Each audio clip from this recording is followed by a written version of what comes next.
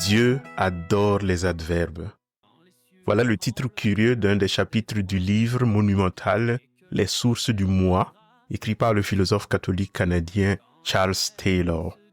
Et cette phrase curieuse a quelque chose à voir avec l'un de mes versets préférés dans le Nouveau Testament.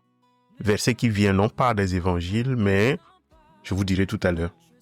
Entre-temps, voici l'évangile de ce dimanche où, après avoir fait la compagnie de son père Zacharie dimanche dernier, nous cheminons avec le fils né de la promesse, l'incomparable Jean le Baptiste. Luc chapitre 3, versets 10 à 18. En ce temps-là, les foules qui venaient se faire baptiser par Jean lui demandaient « Que devons-nous faire ?» Jean leur répondait « Celui qui a 2 vêtements, qu'il partage avec celui qui n'en a pas, et celui qui a de quoi manger, qu'il fasse de même. » Des publicains, c'est-à-dire des collecteurs d'impôts, vinrent aussi pour être baptisés. Ils lui dirent « Maître, que devons-nous faire ?» Il leur répondit « N'exigez rien de plus que ce qui vous est fixé. » Des soldats lui demandèrent à leur tour « Et nous, que devons-nous faire ?» Il leur répondit « Ne faites violence à personne, n'accusez personne à tort, et contentez-vous de votre solde. » Or, le peuple était en attente, et tous se demandaient en eux-mêmes si Jean n'était pas le Christ. Jean s'adressa alors à tous. « Moi, je vous baptise avec de l'eau, mais il vient, celui qui est plus fort que moi. Je ne suis pas digne de dénouer la courroie de ses sandales. Lui vous baptisera dans l'Esprit Saint et le feu. Il tient à la main la pelle avanée pour nettoyer son aire à battre le blé, et il amassera le grain dans son grenier. Quant à la paille, il la brûlera au feu qui ne s'éteint pas. » Par beaucoup d'autres exhortations encore, il annonçait au peuple la bonne nouvelle.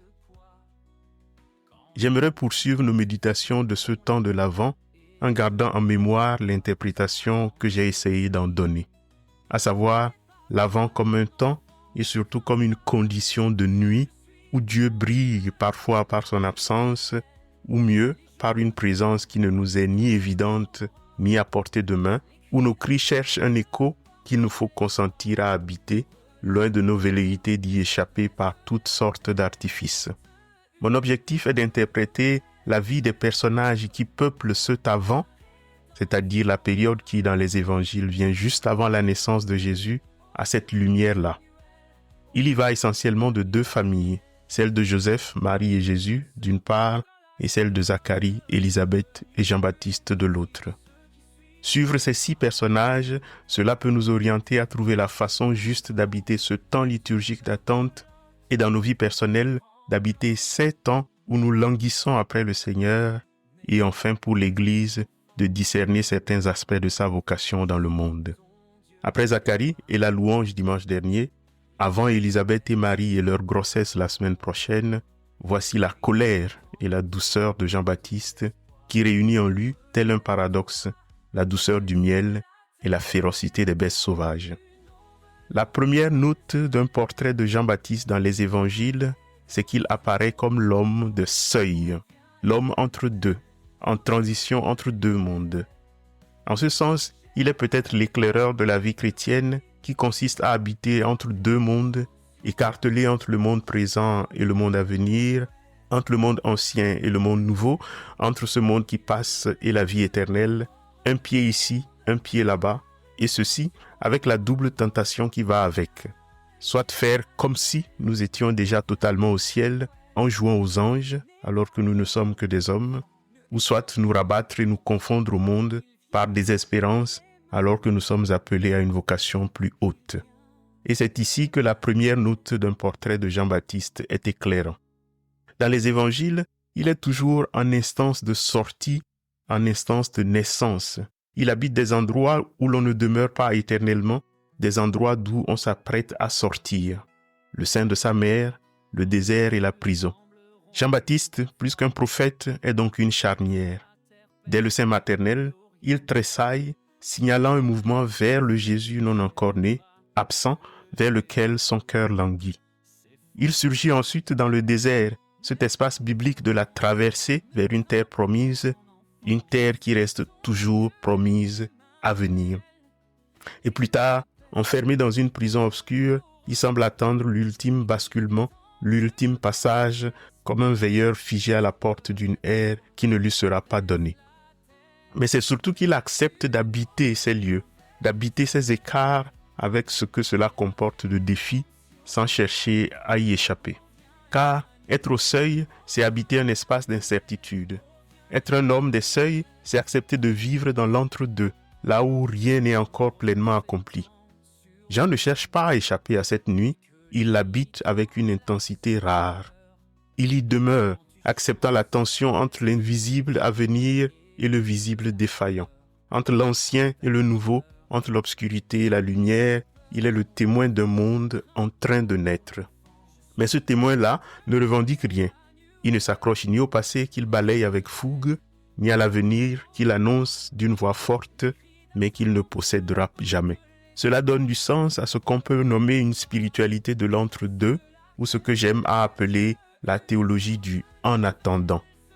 Et il se pourrait qu'aucun homme ne comprenne mieux cette spiritualité que Jean-Baptiste, cet homme d'équilibre sur le fil, capable d'accueillir l'ambiguïté sans faillir. Il désigne celui qui vient, mais reste en retrait. Il ouvre des chemins, mais ne les arpente pas. Il se fait la porte sans jamais prétendre être la maison. Il désigne le Christ, mais ne le suit pas. Il balaye le passé sans jamais s'approprier l'avenir, une position à la fois humble et radicale. L'autre aspect du portrait de Jean dans les évangiles, c'est qu'il est un homme d'ascèse, de privation. Il est vêtu sobrement, il mange du rustique, il est dépouillé jusqu'à la peau. Cette ascèse délibérée est un symbole, comme si Jean avait compris une vérité que beaucoup cherchent à fuir. La nuit viendra pour chacun, tôt ou tard. Alors, plutôt que de la fuir, il vaut mieux aller à sa rencontre. Plutôt que d'attendre qu'elle frappe à la porte, il s'y prépare. Le désert l'aura ainsi préparé à la prison, même si celle-ci sera plus dure que celui-là. Cette anticipation volontaire est le cœur de son ascèse. Il entre dans l'obscurité de son plein gré, affrontant de front ce qui paralyse tant d'autres. Dans le portrait de son père Zacharie dimanche dernier, je soulignais le fait que l'une de nos stratégies pour échapper à la nuit, c'est l'occupation. Faire 36 000 choses différentes, comme Zacharie s'occupant dans le temple pour oublier ses prières inexaucées. Le chrétien est celui à qui, par définition, Dieu manque. Et la tentation qui vient, c'est de vouloir frénétiquement combler ce manque par un tas de choses, et nos sociétés ont toujours une solution de remplacement à nous proposer. Une fête à nous suggérer, une appli pour un problème, un clic pour tuer l'ennui. Le jeûne et l'ascèse de Jean-Baptiste en sont l'antidote. En se mettant volontairement en retrait, Jean apprend la déprise au lieu de la maîtrise, l'accueil au lieu de la fuite. Il apprend à s'arrêter, à accueillir la faim, à la regarder en face sans la fuir. Le désert où il s'installe n'est pas seulement un lieu géographique, c'est un espace intérieur, celui où tout superflu est balayé. Il s'arrête, il se dépouille, il regarde la faim, le manque, la solitude droit dans les yeux. Les vêtements rugueux, la nourriture âpre, tout en lui parle d'un refus obstiné du confort et surtout des illusions que ça peut procurer. Cette discipline austère n'est pas un rejet du monde, mais une invitation à vivre autrement. Sa faim devient un maître qui lui enseigne la patience et le dépouillement. Et en acceptant de vivre ce manque, il ouvre une brèche dans laquelle peut s'engouffrer la présence de celui qui vient. Son jeûne est un cri silencieux. Ne fuyez pas votre faim, elle est la promesse d'un autre festin. Par là, il devient non seulement un témoin, mais pour nous, pour chaque chrétien, un guide. Ceux qui s'étonnent ou s'effraient de la nuit qui tombe ou tombera sur eux trouvent en lui un phare, un homme qui a traversé l'obscurité et qui montre que l'on peut non seulement survivre, mais en sortir transfiguré.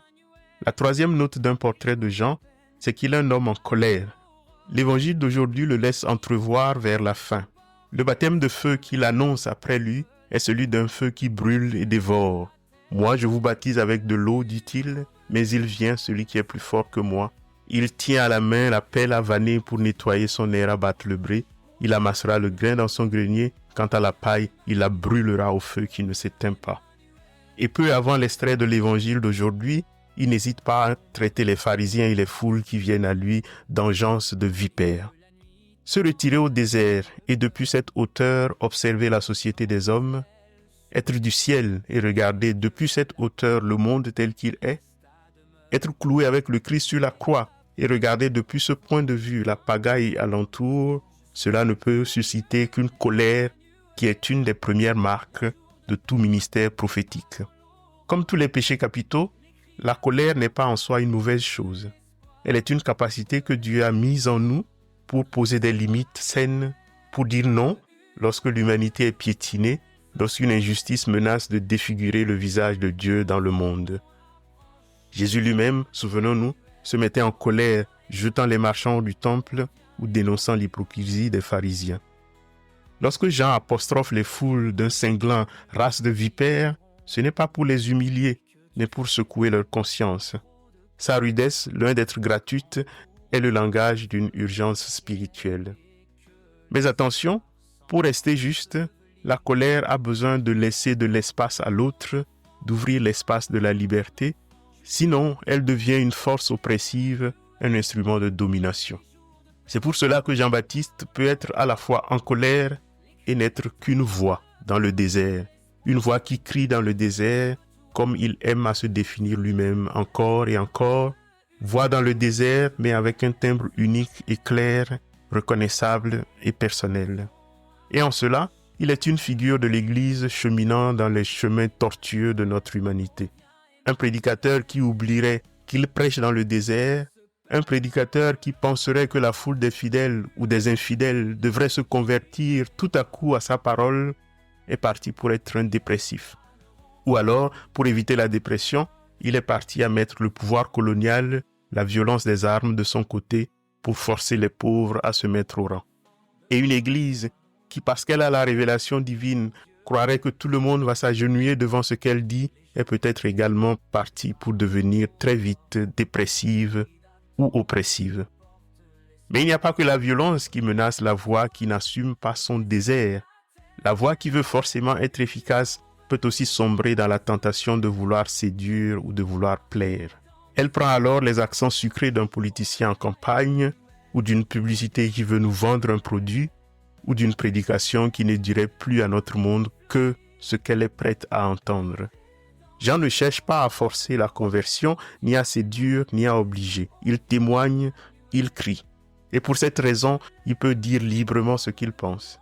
Il dit aux grands prêtres qu'ils arrêtent leur mesquinerie, aux soldats qu'ils arrêtent d'abuser, aux financiers qu'ils arrêtent de voler, au roi qui n'a pas le droit de prendre toutes les femmes, à Jésus lui-même d'arrêter de faire le malin et de dire enfin si c'est lui qu'on attend ou pas, à ses propres disciples d'arrêter de le suivre pour l'agneau qu'il leur désigne. On traita Jean de démon, il s'en moqua, on le flatta, il résista. Jean-Baptiste, c'est Bernadette Soubirous qui disait « On m'a chargé de vous le dire, pas de vous le faire croire ». Sa voix résonne peut-être dans le vide, dans un désert, mais personne ne pourra s'excuser après de ne l'avoir pas entendu. Jean-Baptiste, figure de l'Église, indique donc ce que doit être la voix de l'Église dans ce temps de l'entre-deux où l'ivraie est mêlée au bon grain. Il est un prédicateur libre, il sait que sa parole, comme toute parole prophétique, résonne souvent dans le vide, dans un désert. Il n'a aucune prétention à produire de résultats immédiats. Mais cette liberté est aussi une marque de la confiance en Dieu, car si la parole portée dans le désert n'a aucun moyen de contrainte, elle porte pourtant du fruit avec la patience du royaume qui germe comme une graine perdue. Dieu fait de nos paroles humaines, criées dans l'indifférence des foules, des semences d'une vie sur laquelle, heureusement, nous n'avons aucun contrôle. Bref, Jean-Baptiste est un maître dans l'art d'habiter l'incertitude. Témoin de la lumière, il demeure cependant dans l'ombre. Témoin du Christ, il accepte de ne pas tout comprendre. Dans sa prison, lorsqu'il envoie ses disciples demander à Jésus « Es-tu celui qui doit venir ?»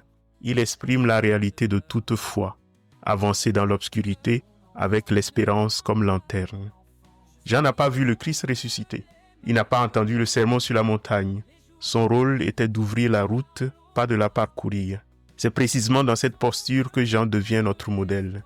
Il est un témoin dans la nuit qui nous montre ce que cela signifie d'être disciple dans les certitudes de nos vies. La foi, ce n'est pas avoir des réponses toutes prêtes. Ce n'est pas avoir des réponses à toutes les questions, c'est persévérer malgré le silence. Être témoin ne consiste pas à tout maîtriser, mais à continuer à montrer la lumière, même lorsqu'elle semble lointaine. Et face à ce prophète rude qui parle de hache, de feu, de repentance, les foules désarçonnées posent une question désarmante de simplicité. Que devons-nous faire? La question revient 3 fois dans l'évangile de ce dimanche. Et on s'attendrait, vu le portrait de Jean, à des réponses fracassantes, des commandements spectaculaires, à des gestes héroïques, des prescriptions impossibles à suivre. Mais non, et c'est là qu'il nous étonne. Jean répond par des choses simples, raisonnables, à portée de chacun. Il ne demande ni exploit mystique, ni sacrifice grandiose, mais des actes concrets, ordinaires et surtout raisonnables. Celui qui a 2 vêtements, qu'il partage avec celui qui n'en a pas. Ne percevez rien de plus que ce qui vous est prescrit. Ne brutalisez personne et contentez-vous de votre solde, etc. Voilà tout. Il demande aux gens d'être raisonnables. Et cela rejoint l'un de mes versets préférés dans le Nouveau Testament, où Paul, l'apôtre Paul lui aussi, après les extravagances de sa jeunesse, après son zèle à tout casser et à tout changer, écrit à Tite depuis l'obscurité de la prison et lui dit, Tite chapitre 2 verset 12, que la grâce nous a été donnée afin, je cite, de vivre dans le monde présent en hommes raisonnables et justes. Rien de plus. Être des hommes raisonnables et justes dans le monde présent. Être raisonnable, c'est faire ce qu'on a à faire et le faire bien. On n'a pas besoin d'injonction spéciale pour savoir qu'un père doit s'efforcer d'être un bon père de famille, qu'il faut partager son pain avec celui qui a faim ou tendre la main à celui qui vient de s'écraser au sol devant vous. Dieu ne méprise pas ces petits gestes. Un verre d'eau, disions-nous une autre fois, peut sauver, mais il peut aussi damner. On peut donner un verre d'eau par amour, on peut aussi le donner pour se débarrasser de l'autre. Ce n'est pas une révolution par le spectaculaire, mais par la manière de vivre l'ordinaire. Cela fait dire à ce prédicateur du XVIIe siècle que cite Charles Taylor, et dont je parlais au début, ce qui sut, et je cite, « Les œuvres les plus banales que nous accomplissons dans le quotidien de notre vocation, qu'il s'agisse de labourer ou de bêcher, si elles sont accomplies dans l'obéissance et la conscience de la volonté de Dieu, sont couronnées d'une ample récompense. Tandis que les œuvres que nous considérons comme les meilleures, prêcher, prier, faire des sacrifices, si elles ne sont pas faites pour la gloire de Dieu, sont frappées de malédiction. Au fond, Dieu adore les adverbes. Il ne se préoccupe pas de savoir si ce qui est fait est bon en soi, mais si ce qui est fait est bien fait. Être témoin dans la nuit, c'est apprendre à faire des phrases complètes avec nos vies. Dans ces phrases, Dieu reste toujours le sujet. C'est lui qui agit, qui initie, qui donne le mouvement, même quand il semble ne pas être là. Le verbe, c'est notre propre action. Aimer, servir, partager, écouter. Et l'adverbe, il est l'âme de tout cela. Il qualifie l'acte, lui donne sa saveur et sa profondeur. Aimer généreusement, servir humblement, écouter attentivement. Ce sont les adverbes qui transforment un simple acte en témoignage, qui transforment une routine en prière. Jean-Baptiste aurait pu avoir inspiré ce prédicateur. Il a pu aussi être inspiré par Matthieu 25, chapitre dans lequel toute la gloire du ciel est offerte pour un verre d'eau donné avec justesse. Le plus curieux, c'est que Jean-Baptiste, avec sa vie de dépouillement, d'ascèse, pourrait donner l'impression qu'il rejette l'ordinaire. Mais ce serait un contresens. Son ascèse n'est pas une fuite hors du monde. Elle est une manière de purifier nos regards, de purifier nos intentions, d'apprendre à faire l'ordinaire de façon extraordinaire. Une manière de tendre vers le ciel sans perdre la terre et sans la sacrifier. Dans nos vies, nous avons souvent l'illusion que ce sont les feux d'artifice qui marquent les esprits. Mais Jean-Baptiste nous rappelle que dans la nuit, ce qui éclaire et ce qui dure, ce ne sont pas les grandes explosions lumineuses qui s'éteignent la minute d'après, mais les flammes modestes et constantes. Et le paradoxe de Jean-Baptiste est là. Cet homme du désert, de l'austérité, de la radicalité, ne nous appelle pas à nous retirer du monde, mais à y vivre pleinement. Dans la nuit de l'incertitude, ce sont ces petites flammes qui indiquent la route vers celui qui vient. Voilà pour aujourd'hui. Et ce dimanche, il faut le rappeler pour finir, est appelé dans la tradition le dimanche de la joie, le dimanche du Gaudete, de la même façon que nous avons le dimanche du Laetare au 4e dimanche de Carême. Pendant ce temps où nous nous préparons à recevoir la lumière anticipe et vient à nous. Ces deux lumières, celle de Noël et celle de Pâques, n'ont pas tout à fait la même nature. La lumière de Pâques est soudaine. Elle éclate brusque au cœur de la nuit. On passe du vendredi saint, de la nuit du samedi, à une lumière soudaine le dimanche matin. Mais la lumière de Noël, nous avons le temps de la voir venir. Nous voyons les bougies de la couronne de l'Avent s'allumer les unes après les autres.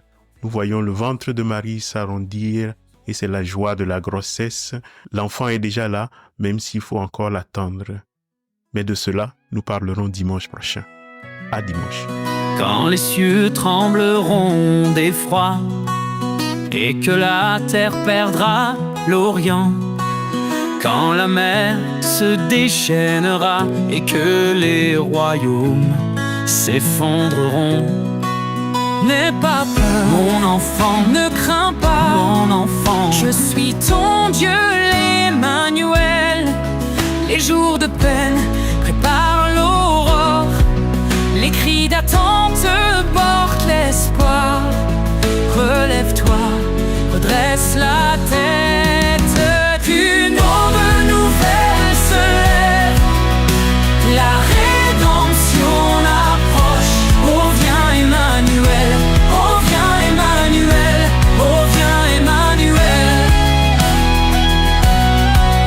Quand l'ombre s'étend sur le monde et que la nuit t'enlace le cœur, quand tu chancelles sous les frondes et que la peur glace ta demeure, n'aie pas peur, mon enfant, ne crains pas, mon enfant. Je suis ton Dieu, l'Emmanuel. Les jours de peine préparent l'aurore, les cris d'attente portent l'espoir. Relève-toi, redresse la tête.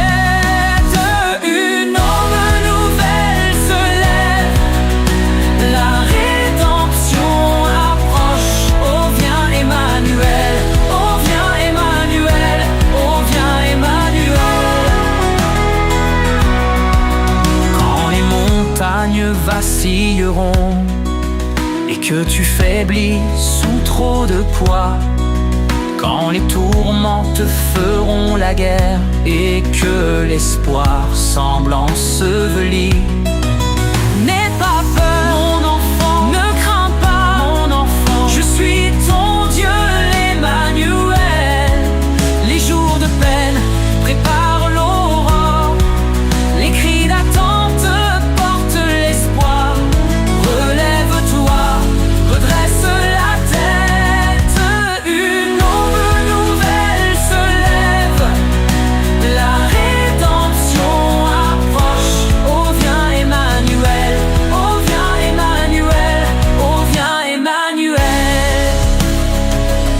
se perdra la colonne de nuée qui guide ceux qui suivent mes pas.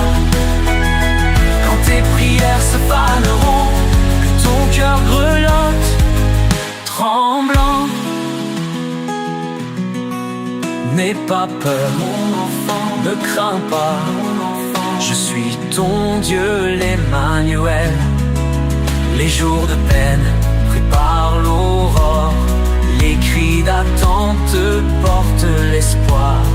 Relève-toi, redresse la tête, une aube nouvelle se lève, la rédemption approche. Oh viens Emmanuel, oh viens Emmanuel.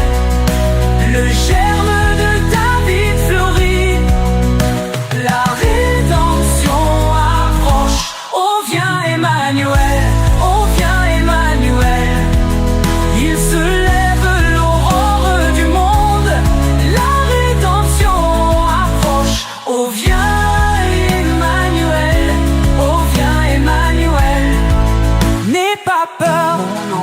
Ne crains point, mon enfant, il vient l'Emmanuel, il vient l'Emmanuel.